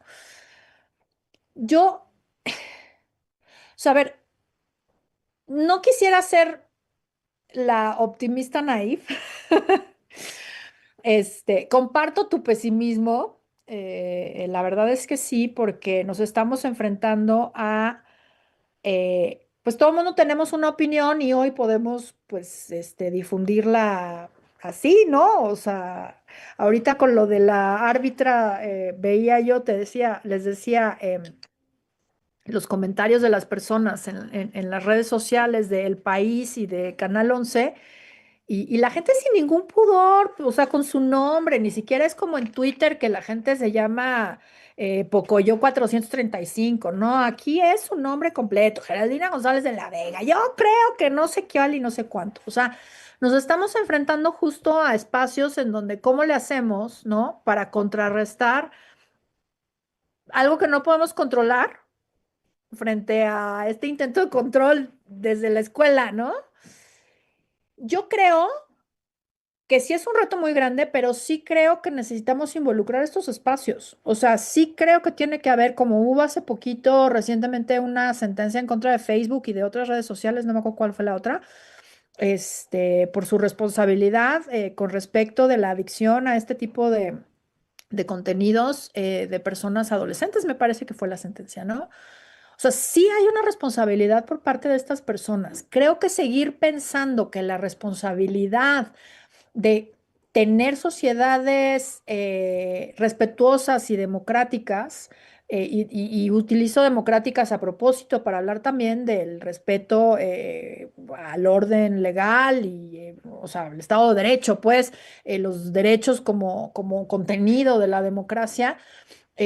Pues también los privados tienen una enorme responsabilidad. O sea, no es solamente el gobierno, pues, o sea, no solamente es COPRED, CONAPRED o CEP o Secretaría de Gobierno, o sea, somos todas las personas, porque al final del día, insisto, o sea, esta reproducción de estereotipos, esta reproducción de prejuicios, esta reproducción de prácticas, pues es donde se da. Entonces digo, con esto, insisto, por eso no podemos pensar en el punitivismo, porque no vamos a meter a la cárcel a unos papás que son racistas y le enseñan a sus hijos, ¿no? Había por ahí hace muchísimos años, me acuerdo de una señora que mandó a pedir un pastel para su hijito de 3 años, al cual había llamado Adolf, y el pastel era de una svástica, ¿no? Y el pastelero dijo, no, ¿cómo? A ver, espérate, ¿no? O sea, ¿qué vamos a hacer con esos papás? No lo sé, no tengo la respuesta en ese ámbito privado. Pero ¿qué vamos a hacer con una red social que permite la reproducción de discursos discriminatorios y de odio? Pues yo creo que sí tenemos que responsabilizarla y tiene que tener los controles adecuados. Censura, pues yo creo que no. O sea, sí tenemos un marco constitucional definido sobre qué es la dignidad, qué son los derechos humanos y qué derechos humanos pues tenemos que proteger a través del discurso, sobre todo cuando estamos hablando de grupos en una situación de vulnerabilidad, ¿no? Entonces, yo sí creo que esa sería una vía, pero pues obviamente tampoco una respuesta más amplia. Y el pesimismo informado lo comparto contigo. Ay, Jere, no, pues muchísimas gracias. Yo insisto en que creo que ha sido una sesión del seminario muy rica y que nos dejas con muchas, muchas cosas para pensar esta última. Pues Complejísimo. por muy manida que esté la relación público-privado, pues tenemos que seguir Sí, trabajando en ello, sobre todo cuando ahora el límite de lo privado es cada vez más difuso, sí, sí, porque eso que antes era privado, no sé, un programa de televisión X a las 2 de la tarde, pues ahora ya no existe como eso, sino existe como un contenido total que determina y se mezcla en todas nuestras conversaciones de formas de las más diversas, ¿no? Entonces ahí el límite de lo privado parece, si antes el límite de lo público era lo difuso, pareciera que ahora lo que es más difuso es el límite, perdón, si antes era el de lo público, ahora el de lo privado, o ambos son igualmente difusos Ya y estamos. estamos en un problema Sí. nada despreciable. Bueno, Gera, te agradecemos muchísimo No, al contrario. tu exposición, tu escucha, tu generosidad para estar con Mucho gusto. nosotras, con nosotros, nosotres esta tarde. Ahora sí tenemos que irnos despidiendo, por más que Sí. quisiéramos continuar. Les recuerdo un detalle técnico, perdón, que olvidé mencionar para quienes nos acompañan y requieren asistencia Sí. para obtener su constancia de participación. Hay un QR no recuerdo si es el lado superior derecho o en alguna de las esquinas de la pantalla, perdón, ahora lo olvidé, pero ahí está un QR que tienen que escanear para poderse registrar. Les agradecemos a Fernanda Preciado de la Guamas Capozalco y a Jessica Ortiz de la Universidad de La Salle por su apoyo en la transmisión. Muchísimas gracias a ambas y quisiéramos recordarles que pues, este seminario sigue y, perdónenme, estoy buscando la fecha del próximo y el tema. Denme un segundito que tengo acá. La próxima sesión es el 23 de abril. Espero que nos puedan acompañar, mismo medio, mismo canal. La mesa será Ciudadanía Inclusiva y participan Álvaro Aragón Rivera, Teresa González Luna Corbera y Mario Alfredo Hernández Sánchez, Alma Coset Guadarrama Muñoz. Ojalá puedan estar con nosotras, nosotros, nosotres. Y bueno, muy buenas tardes a todos, todos, todos, todas, todas. Y muy buena noche. Muchas gracias, Octavio, y gracias a todas, Claudia, Fernanda, Francisco. Saludos a todos. Igual, hasta luego, buenas noches. Bye, gracias.